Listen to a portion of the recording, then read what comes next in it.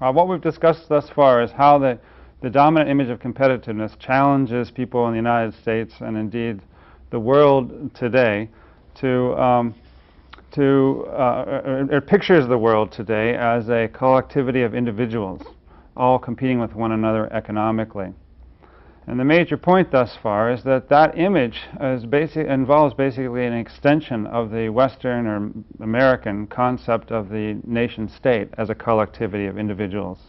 So the concept of the nation as individuals competing with one another has been extended to the globe.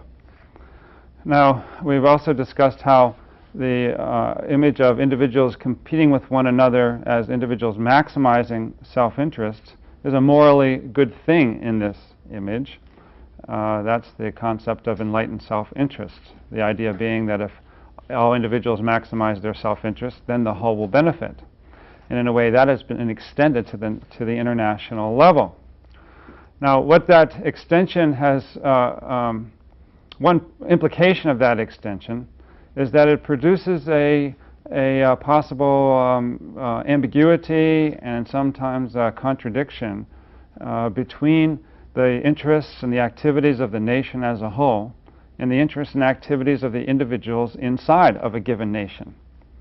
So what we're going to move on to now is a discussion of the strategies that the United States has used since 1980 to grapple with this new image of competitiveness, where the United States as a country has to somehow figure out how to act as a coherent individual competing with others in the world today, while also made up itself of individuals who are presumably competing with one another. So what is the relationship between people inside the country and the country as a whole?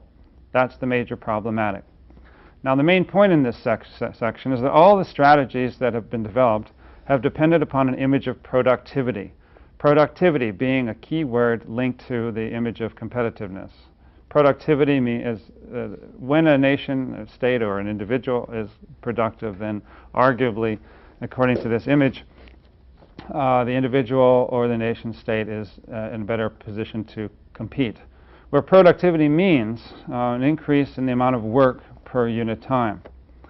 Now, during the 1980s and the early 1990s, then the United States has struggled to rethink the relationship between production, national production, and humans, or human citizens, or persons inside the nation. And so it's in the concept of productivity that the tension between the interests of the whole and the interests of the individuals has become most salient. High productivity has become the goal, but the role of humans in productions has often been unclear. One result of the focus on production has been that the concerns of humans participating in production have sometimes been de-emphasized in favor of the system as a whole. And let's take a look at how that works.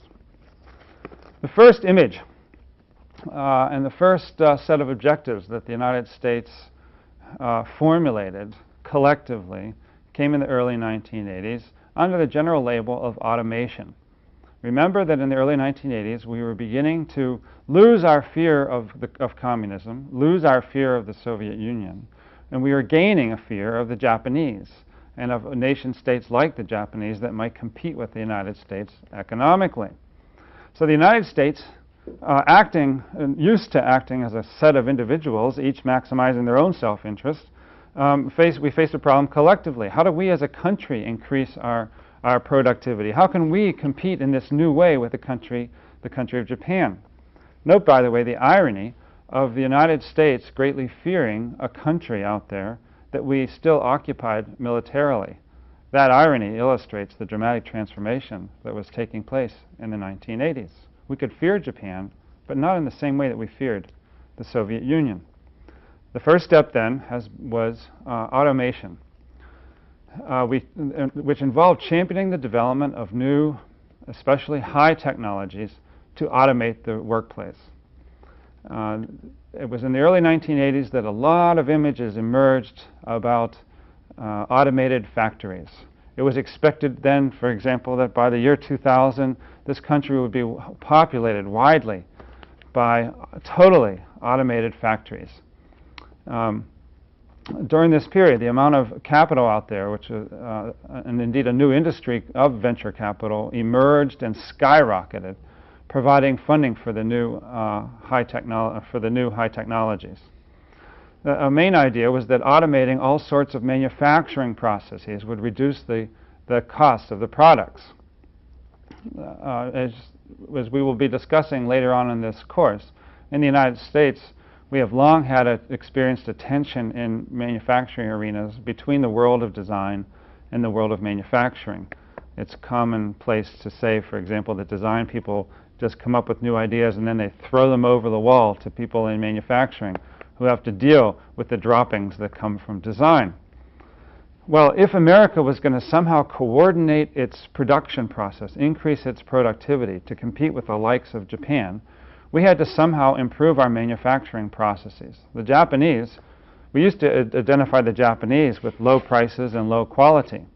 But by the 1980s, we were now talking about products that were of high quality. How would we increase the quality of manufacturing was the big question. And the first answer was, well, we've got to automate it. And we have to come up with technologies that will link together the world of design with the world of manufacturing. The dominant technology in that arena was something called CAD/CAM, computer-aided design / computer-aided manufacturing, the goal being to link those together. Now, at that time, the role of humans in companies, the role that humans played in companies that were then still structured largely as bureaucracies were largely ignored in this image. The idea was simply we need to automate the manufacturing processes. We would come up with new machines, and the new machines would they would step in to replace humans in various places, and who would, because the national productive system would be increasing generally, wouldn't be unemployed. Rather, they would go find jobs elsewhere. The problem, however, was that automation, as the full replacement of humans by machines, rarely worked in this fashion. Because what generally happens when you introduce a new technology into any environment is that the new technology, you could see it as a configuration of agencies or capabilities. And when you drop the new technology into an existing set of capabilities, an existing set of relationships, an existing set of activities or agencies, what generally happens is that the new technology rearranges all the existing relationships. And so while we may end up replacing some humans, and the technology does step in to replace humans in some specific areas, it tends to change all the relationships, and so everything has to adjust. And so automation in practice almost never works as it does in theory, as the full replacement of humans by machines. And so during this period, the United States invested tremendously into new technologies, and we indeed in industry had a new investment in manufacturing technologies, and the amount of new technologies industry was dramatically expanding, but the image of automation did not account for what was taking place, and indeed presented companies with a new problem.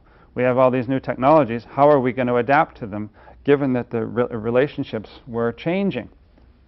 So what emerged in the middle to late 1980s was a set of new strategies, all of which involved adapting humans to the new technologies. And most importantly, adapting corporate structures to a new image of the corporation as something that's built around production.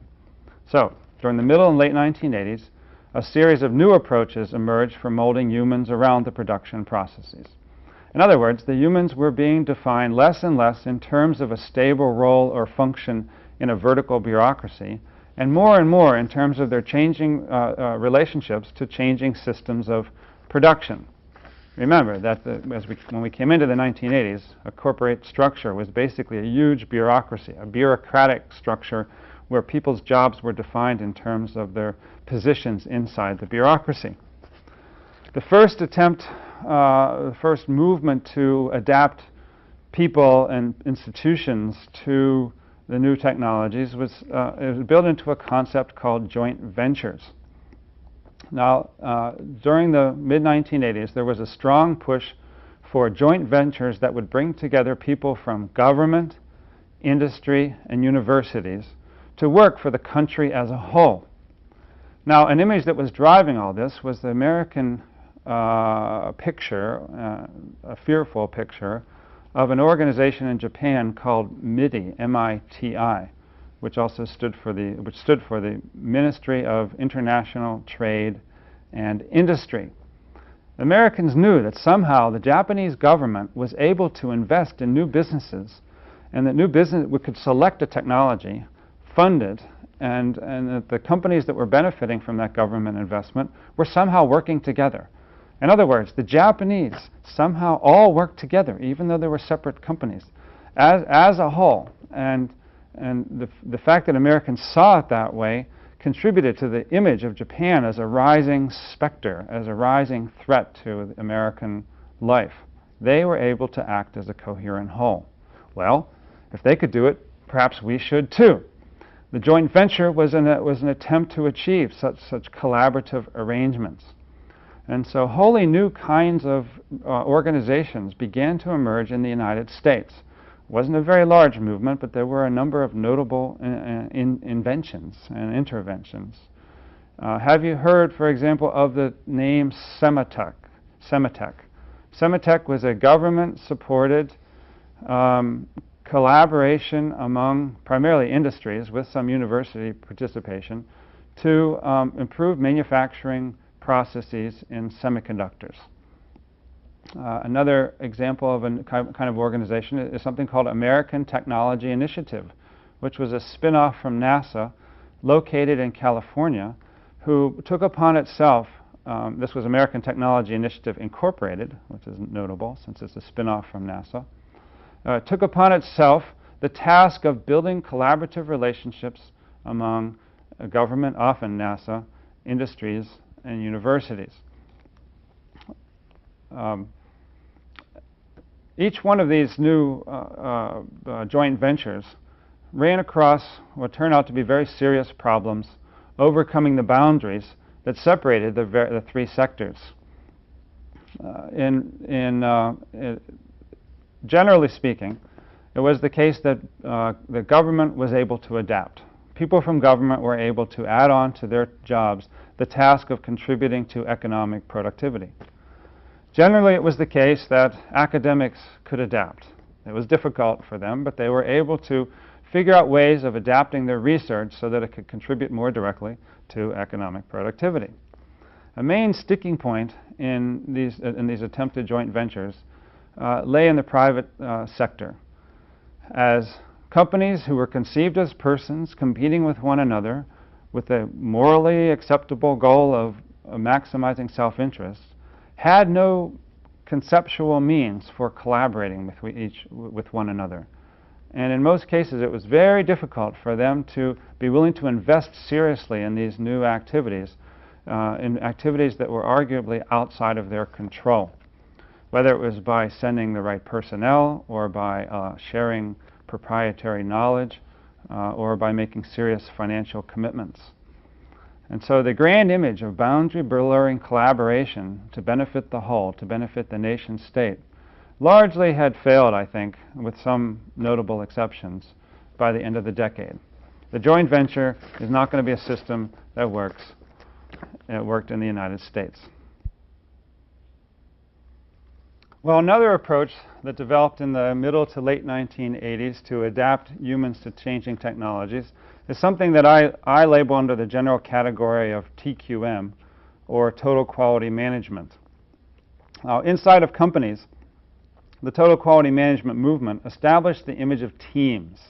So anytime you hear the word teams applied in some production environment, it's basically a product of this new movement of total quality management, where the teams are understood as humans molded around specific production systems. Now, what was going on here was basically a reimagining and a restructuring of the whole concept of what a corporate bureaucracy should do. Where before, the bureaucracy divided people according to specific tasks, what was happening in the mid-1980s with a new focus on manufacturing and production processes was a complete reimagining of a corporate structure around production. And so instead of thinking about a tree structure with lots of different functional tasks, think about a corporation now as living around and on top of a production system organized relatively linearly, with design on one end and then a set of various steps involved in production with the final product coming out the other end. And what the total quality management movement did was figure out what people were involved at which stage of the production process and reorganize them in terms of teams attached to and defined in terms of that production process. Now, this involved a dramatic rethinking of what a corporation was all about, because it now focused everybody's attention and made everybody define themselves in terms of how they contribute to the production of the company's or of the institution's main products. And indeed, what also emerged in this concept was a new focus on the needs and demands of the customer, because to just produce the products isn't enough. They have to somehow be used. And so what customers want and what customers think turned out to be a very important part in everybody's job, because no one had a position that wasn't defined in relationship to the production process. Total quality management was the dominant image here. Another image that emerged is something called concurrent engineering. What concurrent engineering was about involved figuring out how to put at the earliest stages of the production process, namely in worlds of, say, conceptual design, factors and issues that were experienced downstream. And so while TQM had clustered everybody who was involved in design around design, concurrent engineering brought into design people from various other levels, namely, let's say, in manufacturing, to make sure that manufacturing issues were addressed at the design stage. In a way, this is an extension of the customer, involving the customer, because it meant involving the perspectives of everyone who had something to do with the production process after the step of design. Now, think, for example, have you been in any corporate environments near the manufacturing facility? And walking around, did you notice any bulletin boards that showed photographs of everybody involved there? Did the photographs somehow obliterate the distinction between levels? Did the people at the bottom appear to be at the same level as the people at the top? Were they dressed similarly? Have you experienced yourself some argument that you are part of a team, and as a member of a team, you are as important as everybody else? Now, one effect of this development of the institution of total quality management was that it called new attention to the importance of people at the bottom. It empowered humans at the lowest levels of authority and income. These were people working closest to the machines. They had all sorts of knowledge, and through TQM they were gaining a kind of visibility that they never experienced before. And this was a benefit. The TQM took advantage of the knowledge that people had about the production process and made sure that that was shared with others. And so for people at the bottom, TQM was a really interesting and attractive new development.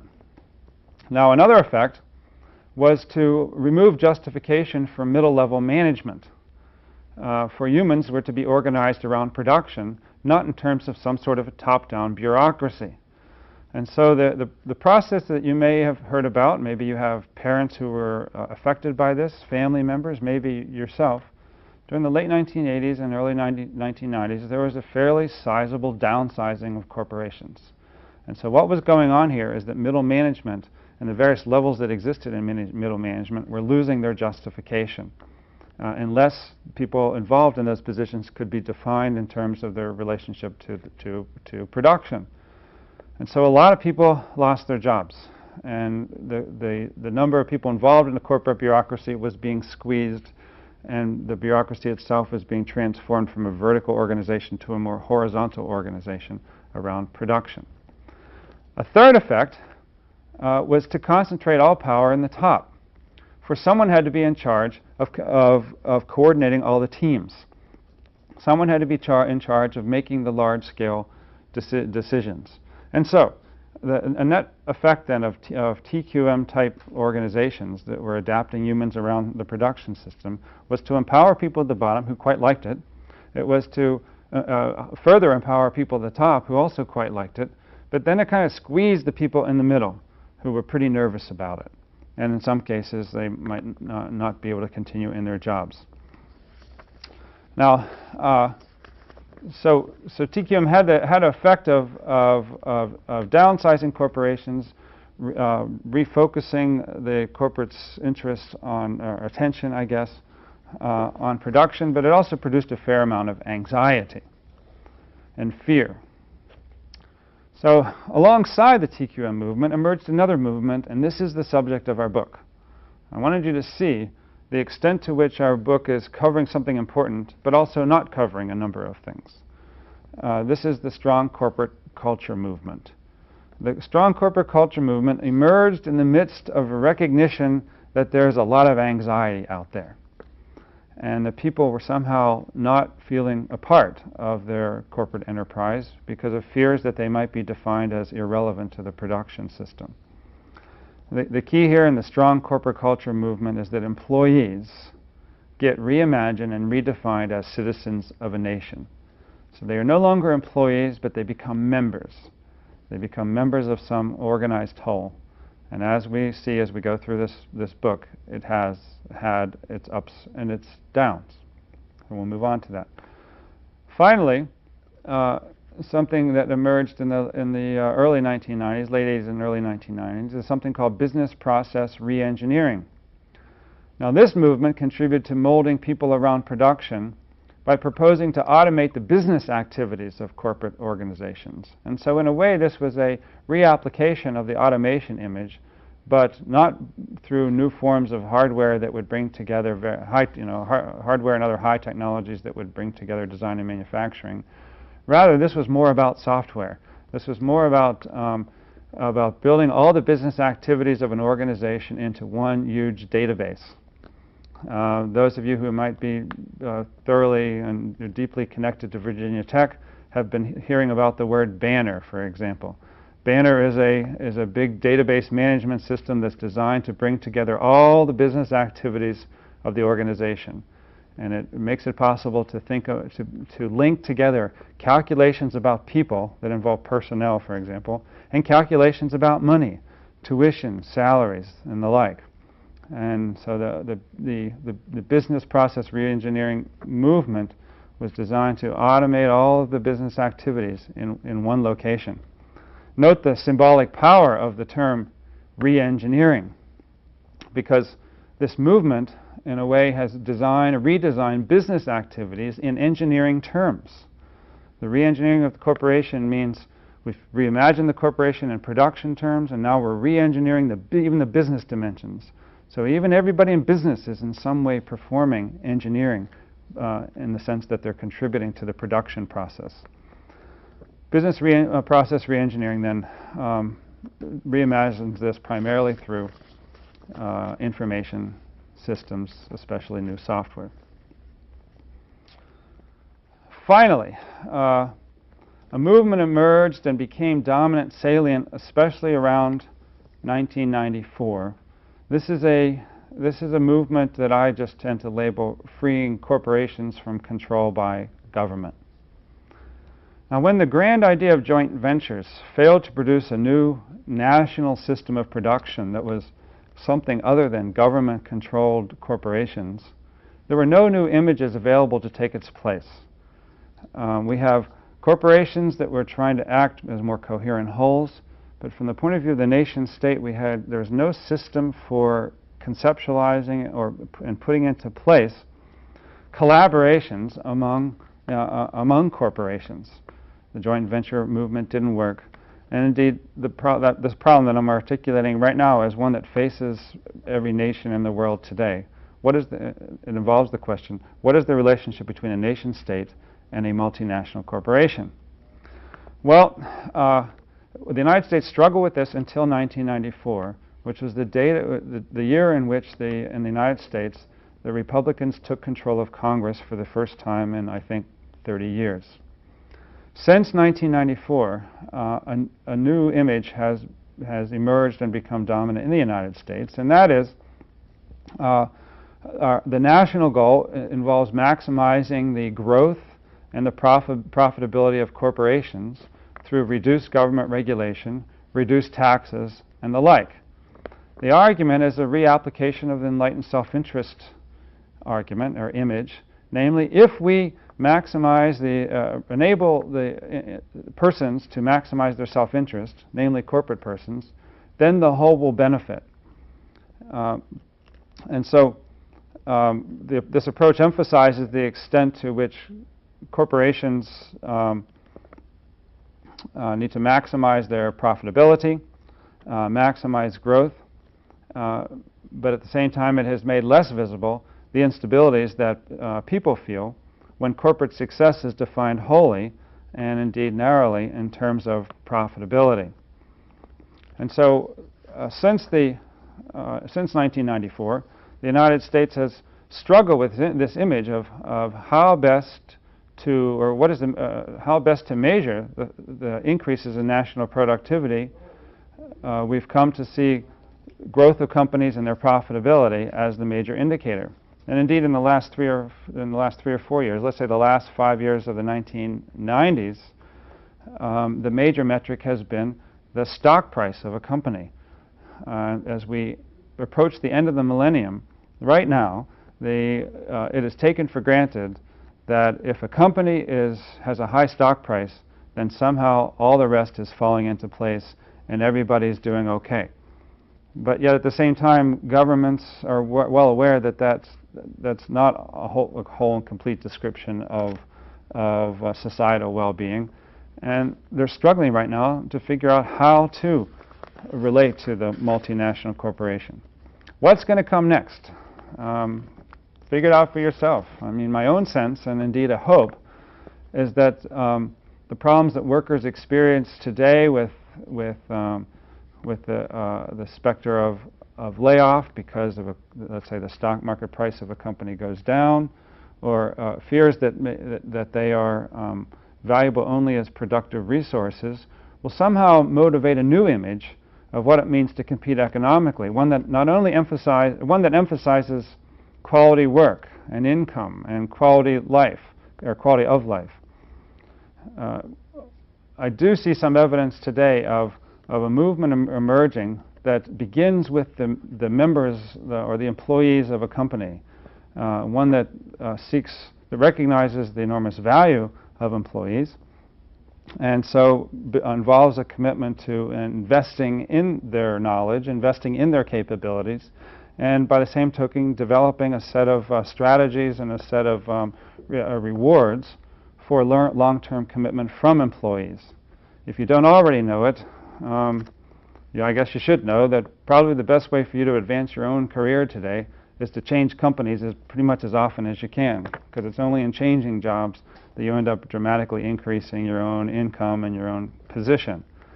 In a reimagined world, quite possibly, you might make a longer-term commitment to a single place and bear the rewards from that. That's only one possible new emerging system. Perhaps you can think of others. From my point of view for this course, it's important primarily that you understand that the corporate culture movement, which we're discussing in the Kunda book, is something that emerged in the late 1980s and is very much located as one historically specific means for adapting people to changing technologies in the United States. So let's move on to Kunda.